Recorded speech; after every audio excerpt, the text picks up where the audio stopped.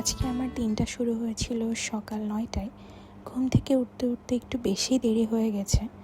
ঘুম থেকে উঠে বাদাম ভিজানো খেয়ে নিলাম। এটা যে আমার প্রত্যেক দিন খাওয়া হয় ঠিক এমন না। যেদিন রাতে মনে থাকে বাদামটা ভিজিয়ে রাখার কথা, সেদিনই পরের দিন সকালে উঠে আসলে বাদামটা খাওয়া হয়। কোনো কোনো দিন এমনও যায় যে কিছু না খেয়েই সকালে আসলে কাজে বেরিয়ে পড়া হয়। আর যখন বাসায় ফিরছিলাম, বাসায় ফেরার পথে প্রতিদিন টুকটাক কিছু না কিছু সাথে নিয়েই আমি বাসায় আসি। আজকেও তার ব্যতিক্রম হয় নাই। দুপুরের লাঞ্চে ছিল বরবটি ভাজা আর সাথে মাছের তরকারি। এই মাছের তরকারিটা অনেক মজা হয়েছিল। এটাতে কোনো পেঁয়াজ ব্যবহার করা হয় নাই, শুধুমাত্র আদা আর জিরা বাটা দিয়ে এই ঝোলটা করা হয়েছিল। আর সাথে ছিল পটল আর আলু। কোরবানি ঈদের পর থেকে আসলে মাংস খেতে খেতে আমরা সবাই বিরক্ত।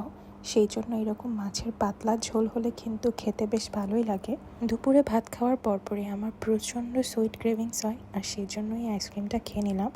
আমার মতো কে আপনারা এই আইসক্রিমের সবচেয়ে লাস্টের পার্টটা খেতে ভালোবাসেন কমেন্টে অবশ্যই জানাবেন।